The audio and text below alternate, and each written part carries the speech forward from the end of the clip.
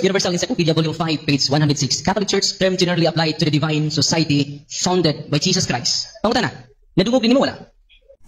Niyang tubag, nadungog nako Mr. Gitgano, apan wala nako madungog, diha sa Biblia nga nag-ingon, ang Romanong Katoliko gitukod ni Kristo. Bosa sayop ka ng imong gibasa nga referensya, kay nagpamatuod ka, diha sa referensya, wala sa Biblia Mr. Gitgano. Sunod pangutana. Balikunan ang pangutana. Balik sa ang tubag. Warrior Universal Encyclopedia, Volume 5, page 106. Catholic Church, term generally applied to the divine society founded by Jesus Christ. Pangutana, nadungog din mo wala? Kagahi ba nimog alingagngag Mr. Gitgano? Nadungog nako ang imong pangutana.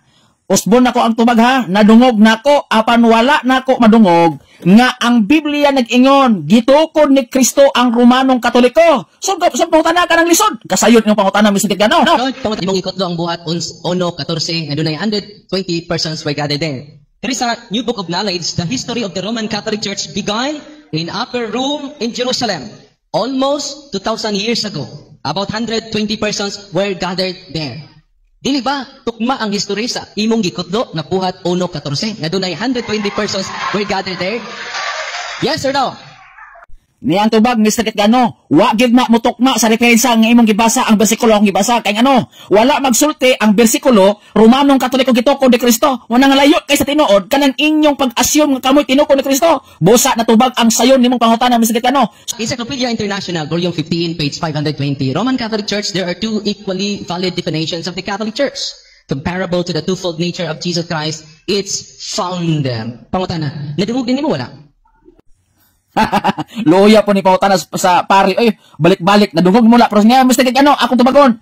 Nadungog nako kanang imong gibasa nga inyong referensyang hinimo. Apan wa ko kadungog nga nag-ingon ang Biblia gitukod ni Kristo ang simbahang Romanong Katoliko. Busa kanang imong pagpamatuod, dako kanang bakak kay wala kay nabasa o napamatud-an diha sa Biblia. Busa natubag ang pinakasayon nimong pangutana Mr. Gitgano.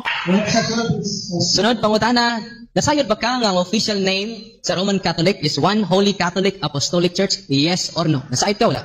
Niya ang tubag Mr. Gitgano, nasayod ko anang inyong ngalan nga simbahang Romanong Katoliko nga dili mabasa sa Biblia. Busa nasayop ka gayud sa imong pagpamatud anang imong gipamatud-an nga matud mo Romanong Katoliko gitukod ni Kristo kay di kana mabasa sa Biblia. Diha rana sa inyong referensyang hinimo natubag ang pangutana. So pangutana Mr. Gitgano kanang pinakalisod. Pangutana, simpleng pangutana. Simple pong tubag. Imo mang gibuwag ang Roman Catholic Church, One Holy Catholic Apostolic Church. Ang pangutana, nasayod ba ka nga ang Roman Catholic Church, ang iyang official name is One Holy Catholic Apostolic Church? Nasayod ba ka? Yes or no? Loya po ni mangutana ni nga pare. Oy, ang pangutana, nasayod ba daw ko? Ang tubag, yes, nasayod ko. Unsay ako nasayran, nasayod ko nga dakong bakak kanang imong gipamatud-an kay dili kana mabasa diha sa Matthew 16:18 os bisan pa sa ubang teksto sa Biblia. Diha ra na mabasa sa inyong hinimo nga mga libro sama anang encyclopedia. Busa sunod pangutana Mr. Derwin Gitgano. Sunod pangutana. Sunod po to ba? Pamugos kundi si Kristo ang nagtukod sa Iglesia Katolika. Ang pangutana, makahatag ka kung di si Kristo kinsang tawhana? Pagkasayon ng pangutana ha.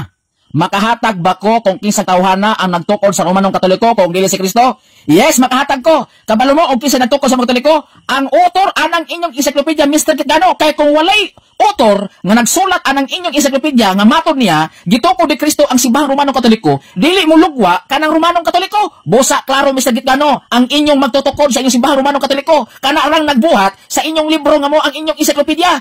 Busa, natubag ang yanong pangutana. So, pangutana, Mr. Darwin Gitgano. Pangutana, tubag. Kinsang tawhana nagtukod?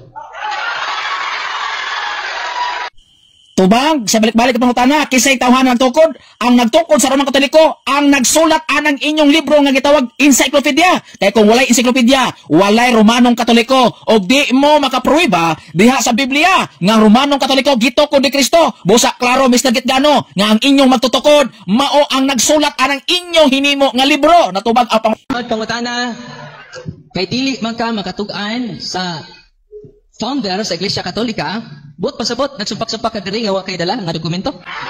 Ayaw pamakak, Mr. Gano. Ayaw sulti nga wa katug-an, nitug-an ko. Ang akong gitug-an kanimo, ang nagtukod sa Roman Katoliko, ang author ni anang imong encyclopedia nga gipangbasa. Kay kung walay author nga nagsulat anang encyclopedia, walay mobutho nga Roman Katoliko nga imong gamiton kung pamatuod. Bosa natubag ang yanon nimong pangutana, Mr. Gano. Bosa ini debatiha, Mr. Gano. Di juga kadaog ang debatiha. Kaya nga naman, wala gyud ka kapamatuod sa imong tema nga Romanong Katoliko tinukod ni Kristo diha sa Biblia. Ang imong gipangbasa mao kana nga mga libro nga kamura po naghimo sama ng encyclopedia. Busa masabot nato karon, Mr. Gitgano, kamong mga Romanong Katoliko ang inyong gisandigan sa kaluwasan ang encyclopedia, dili ang Biblia. Mao nang nasayop ta, Mr. Gitgano.